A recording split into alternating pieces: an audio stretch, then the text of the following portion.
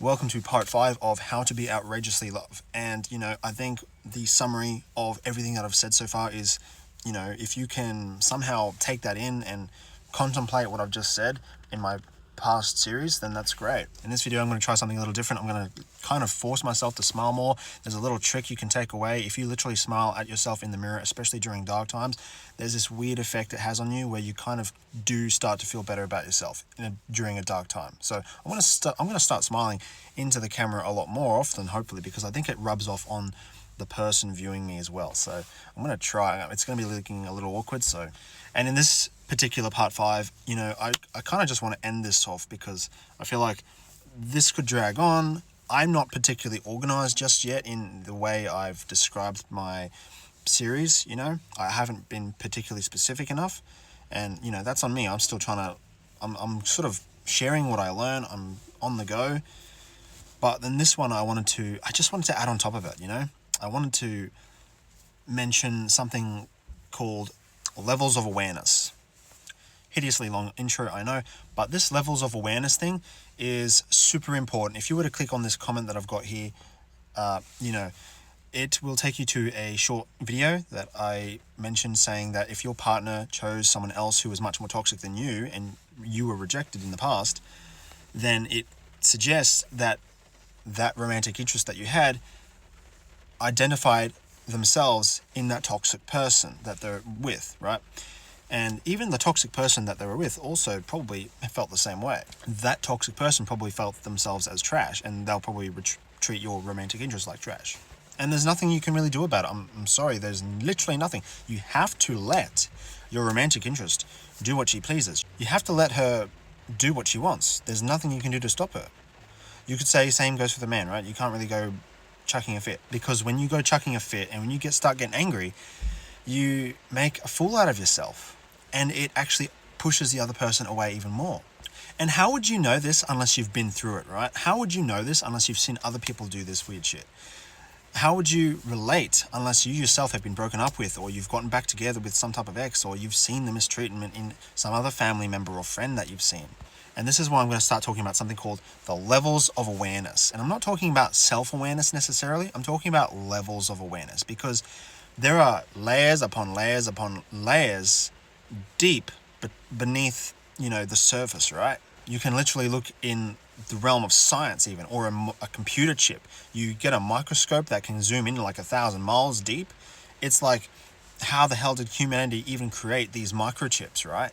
It's the same thing on the mental plane, the spiritual plane even. Those electromagnetic fields have their own levels of deepness to them. And why is this important? Well, basically, the more you raise your levels of awareness, I guess people describe this in the manifestation realm as raising your levels of frequency. The more you raise your levels of awareness, the more you're able to kung fu your way around, like the Matrix. The more you see, the more you understand, the more you're able to prepare, to attack, to defend, a lot like a battlefield war.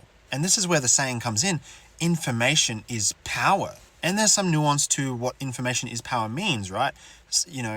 Faith without action is dead, right? So information in itself is not sufficient alone. You also have to actually do something with that information.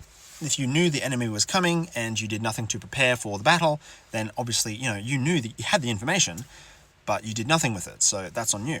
The point of this as well with these levels of awareness, right, is that, you will enter into different planes, right? You'll enter into different frequencies. You'll align yourself naturally with whatever, you identify with, right? But what this means is, if you are lacking information, this is going to be taking a huge toll on your life. I mean, if you think about it literally right now, because you're not a scientist right now, it means that you're just, you severely lack that knowledge, and it prevents you from navigating the world in that scientific realm. That lack of knowledge is harmful to you.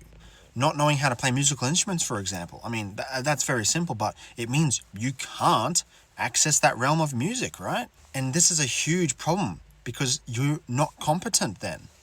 And it's the same with relationships and dialogues and communications. They're exactly the same. You listening to me right now, if you are going with me this far, right? I know I sound like a bit of a mumble jumble, right? But you understand English. We're on this wavelength. But there's only so much, only so far that we can go together. My level of communication could definitely be improved. I could give my message a much more stronger and structured vibe. You might thinking I'm off my rockers or something. And there's all these perceptions and interpretations. I think my own smiling is distracting me here. So I suppose what I mean to say is, when you lack a piece of information, it has a significant impact on your ability to navigate the world. It has a significant impact without you even realizing that you are being affected.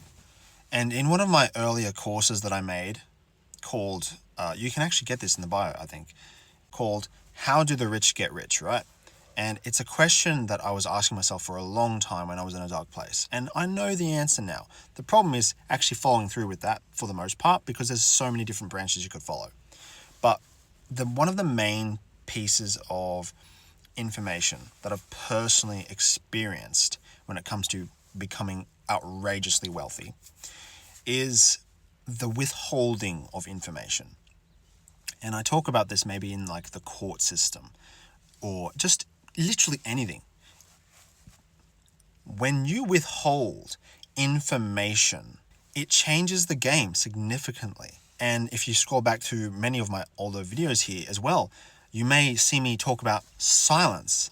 Silence in the form of you becoming powerful. Silence is almost like your greatest asset, because the more you speak, the more you open your mouth, the more of a fool you become, in a sense. Your words don't line up with your actions. Your actions need to speak louder than your words. Maybe 20% of your communication should be wording, and 80% of your communication should be action, demonstrably competent action. And that 80% action should be reduced to a 20% action, in the sense that that's all the action you need. And the 80% of that action is like smart stuffs. Work smarter, not harder, right? And these levels of awareness, you can increase your intelligence, you can increase your smartness, you can increase your levels of awareness the more you read books, the more you watch maybe very specific documentaries about certain things that are very specific, the more you actually practice the thing that you preach, the things that you learn. Actually practice them. Don't just read about toxic mushrooms in the wilderness. Actually go out into the forest and forage for them and pick them and identify which mushrooms they are, right? Now, if you've followed me and you've listened to me mumble jumble this far, then the conclusion to this in how to be outrageously loved, because that's the question we're really asking ourselves, is how do you be outrageously loved, and how does anything that I've just been mumbling on about have anything to do with that? The manner in which you are outrageously loved, or at the point in which it becomes love is dependent on the level of awareness the person sits in. It depends on their state of being. It depends on their level. It depends on their capacity. It depends if that person is competent. And when someone is lacking information, it means that they're not up here. If I told you that the person that you were romantically interested in had somehow escaped from jail, how would that make you feel? Would that not change the game? How would you feel if that person had maybe taken $1 million in the past in a very secret way, Ocean's 11 style? How would that make you feel? Do you know how you would respond in 5 years' time? So if you want to be outrageously loved, say less than necessary. Withhold information and learn more.